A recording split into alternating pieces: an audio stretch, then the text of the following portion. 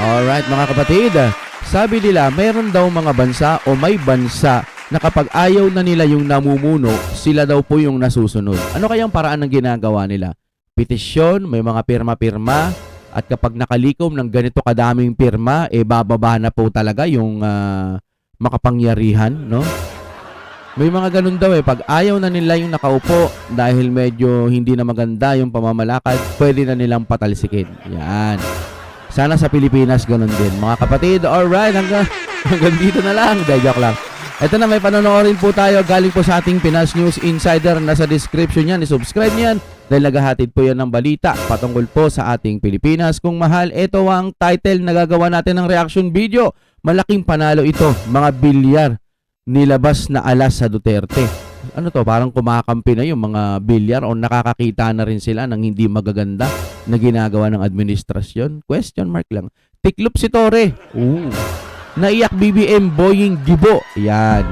Ano ba to?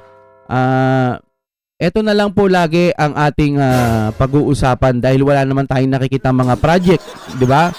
Kaya alamin na po natin kapag ginugurgur nila ang mga Duterte, ilinaw natin sa mga tao na walang ginagawang masama ang mga Duterte.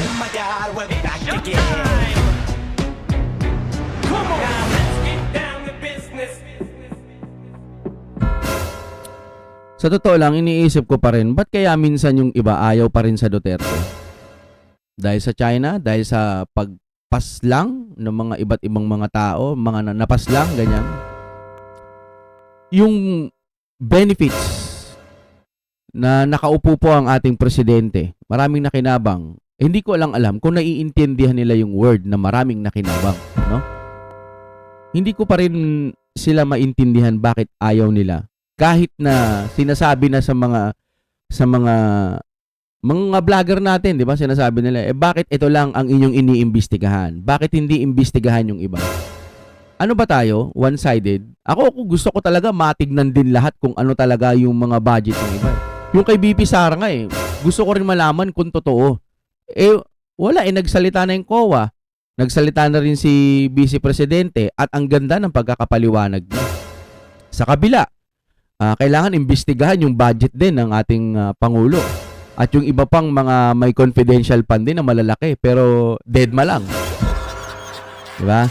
Okay. Dito na po tayo sa bilyar muna. Anong meron dito?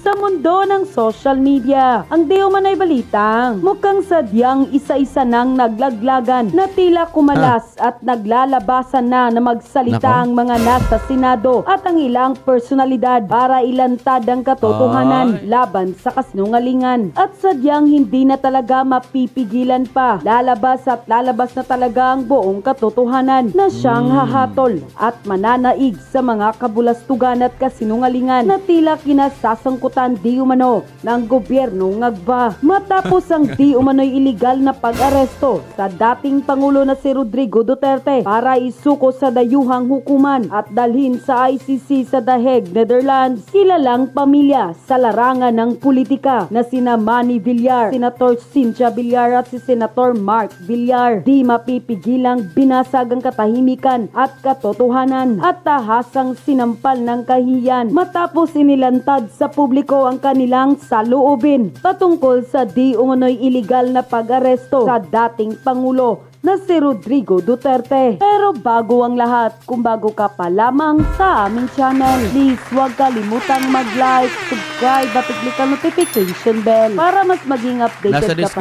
lalo sa lahat pa ng bagong video na i-upload namin. At eto na nga mga kababayan, matapos ang tila pananahimik, mukhang tila isa-isa nang kumalas ang pamilyang Villar na sina businessman at dating president ng Senado na si Manny Villar at ang kasalukuyang senadora na si Cynthia Villar at ang anak nito na si Senador Mark Villar. Matapang na nagsalita at walang pagdadalawang isip na sinapol ng katotohanan at kahiyan ang mga sangkot sa di umano'y iligal na pag-aresto sa dating Pangulo. Di ba nga may nagsalita pa rin sa ibang bansa, no? Sa Korea, di ba? Parang attorney ata yun, na marunong siya mag-English.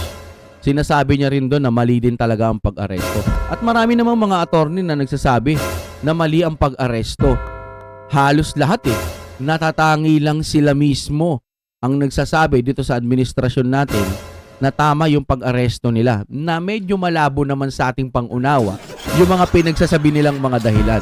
Di ba, Saan ano? pinangalanan, ngunit datapwa tila nasampal ng kahiyan at katotohanan ang di umano'y ginawang kabulastugan Nako. ng Administrasyong Marcos Jr. sa di umano'y iligal na pag-aresto sa dating Pangulong Duterte para mahatulan sa dayuhang hukuman at Nako. sa di umano'y sapilitang pagdala sa ICC sa The Hague, Netherlands na wala man lang kalaban-laban. Ayon pa sa post online, mga bilyar bumoses para kay Digong. Bumoses sa mga bilyar para suportahan ang dating Wow. Pangulong Rodrigo Duterte at kinundi na ang nalalapit na paglilitis nito sa isang foreign court. Ipinahayag ni Senator Cynthia Villar nitong Huwebes, Marso 13 ang kanyang pagtutol na ibinigay umano ang dating Pangulo sa kamay ng mga foreigner. Sinabi naman ng dating Senate President na si Manny Villar na nasaktan umano siya nang makita ang kanyang very good friend na si Digong na inialay Oh, umano ang very good sarili friend. sa pagsiservisyo sa publiko na dalhin at parusahan ng foreign entity. Unquote. Narito naman ang kabuang pahayag at buwelta ng dating Senate President na si Manny Villar kaugnay sa di umano'y iligal na pag-aresto sa dating Pangulong Duterte. Yan. Ayon pa sa kanya, "It was my hope that former President Rodrigo Duterte would have the opportunity to defend himself in our court under the protection of our country's rule of law. I spent years protecting Filipinos overseas when they were charged abroad. That is why it was painful to see a very good friend, a former president who has dedicated himself to public service, a Filipino citizen being taken in charge by a foreign entity. But he is now in the custody of International Criminal Court ICC. I am certain that as a lawyer himself, former President Digong will avail himself of all legal remedies in order to defend himself before the ICC. I trust that the ICC will conduct fair judicial proceedings protecting the rights of the defendants. My prayers are with him." Unquote. Di ba ano? Sabi nila libo-libo daw, 3,000, may higit pa nga, lagpas-lagpas pa. Pero pagdating dun, mga nasa 2 o 20 lang ba o 40 yung ibinibintang. Ang gulo, no? Hindi pa kayang patunayan. Ito naman ang buong pahayag at buwelta ng kanyang may bahay at ang kanyang anak na sina Cynthia Villar at Mark Villar na tila sumampal ng kahiyan at katotohanan sa mga kabulastugan ng gobyerno sa di umano'y iligal na pag-aresto sa dating Pangulong Duterte. At ayon pa sa kanila, Teka. Hanggang ngayon, iniisip ko pa rin. Yan na, may pangalawang hearing na kasi ang ating Pangulo. Pero di ba naalala nyo yan yung dapat tatanungin siya kung nalitis ba siya ng maayos dito? Di ba pag hindi maganda yung mga nangyaring pag-aresto dito sa kanya, pwede siyang ibalik. Yun yung hinahanap natin sa ICC. Yung ICC ba, bias na rin ba? Matanong lang ha. "Give our former president to the foreigner. I'm sad that your simply wish to be judged by the Filipino people did not reach fruition." Unquote. Pag-usapan natin ito, yung banta na babarilin si Tatay Digong. Oo. Umalma naman ang Malacanang sa babala ni VP Sara kay dating Pangulong Duterte na Naku, ano yan? matulad siya sa sinapit ni Ninoy Aquino kung uuwi siya ng Pilipinas. May pahayag din ang palasyo tungkol sa mga panawagang pagbitiw na sa Ang kulit din itong ano eh. Ewan ko, ba't sinasabi nila na ano, na nagiging dilaw na rin ba yung ano, or humingi ng kakampi itong mga Duterte, no?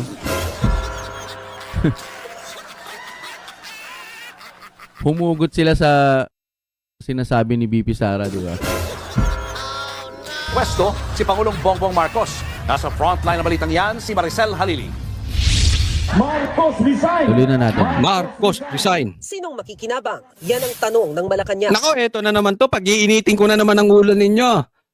Sino daw ang makikinabang kung sakaling matanggal si Marcos at mag-resign si Marcos? Sa mga panawagan ng ilang Duterte supporters na magbitiw sa pwesto si Pangulong Bongbong Marcos. Kahit sabihin po ni VP Sara o kayo nagsabi niyan, siya pa rin po ang makikinabang. Hindi po. Hindi po kami naniniwala siya makikinabang. Alam mo kung bakit? Ang makikinabang pag nag-resign si Marcos. Ang taong bayan. Sa katunayan, pwedeng makatulong si Marcos. Pwedeng pinakamalaki na maitutulong na naging presidente ang Pilipinas si Marcos. Oo. Ano yung pinakamalaking maitutulong ni Marcos? mag-resign. Simple. Alam mo pag nag-resign yan, naku! Ang laki po ng iaangat ng bansang Pilipinas. Malaking maitutulong sa mga Pilipino. Wala na tayong projects. Para sa akin kay Claire Castro, ma'am, ginagalang ko po kayo, pero yung sinasabi ninyo parang may katangahan. Kapag mabuti po yung namumuno at maganda ang pagtatrabaho niya, ang makikinabang po niyan sambayan ng Pilipino.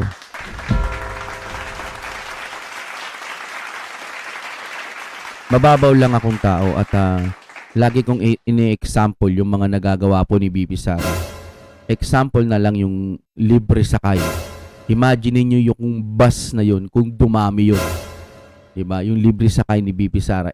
Maraming mga commuters ang makikinabang doon po sa libre sakay ni Bibi Sara. No? Project nila yun. May ganyan ba gobyerno? Meron. Kay Bibi Sara. Diba? At marami pang ibang mga tulong na ginagawa po niya. Ang problema hindi kasi yung pinapakita ng mga bias media. Ayaw nilang ipakita. Ako, nag-scroll na ako dati. Pinakita ko yung mga mabubuting mga nagawa ng ating BP Sara. Pamimigay din ng mga books ba yun? Then mga bags sa mga bata. Alam nyo, napakalaking tulong nun. Yung anong tawag dito? Office of the Vice President, satellite, iba't ibang branch dito sa Pilipinas para hindi na laging pupunta doon sa kunyari nasa Luzon pa, meron na sa Mindanao, 'di ba? Napakagandang mga tulong 'yon. Tapos sinasabi pa nito, absent pa daw, sabi ni Claire na nasa ibang bansa daw, parang namamasyal lang ba? Tama ba? Correct me if I'm wrong. Si Attorney Claire, matalinong tao po yan. Saludo tayo dyan. Pero Ma'am Claire, hindi po para sa inyo yung sasabihin kong word na katangahan naman yan. Ang word na yon para dun po sa sinasabi ninyo. Hindi ko alam kasi pag matalino ka, dapat alam mo tama at mali . Pero depende na lang kung in-appoint ka dyan, kailangan mo talagang maging loyal. Di ba, madam? Kaya ako naiintindihan kita, madam. Kung ano man yan, sa akin lang yun opinion ko lang yun, madam. Baka mali ako, pasensya na. Pero ang sa akin lang, ganun siguro talaga kailangan yung maging trabaho yan. Wala kaming magagawa. Ngayon, kung ano naman ang sinasabi ng mga tao sa inyo, saluhin nyo lahat. Gusto nyo yun .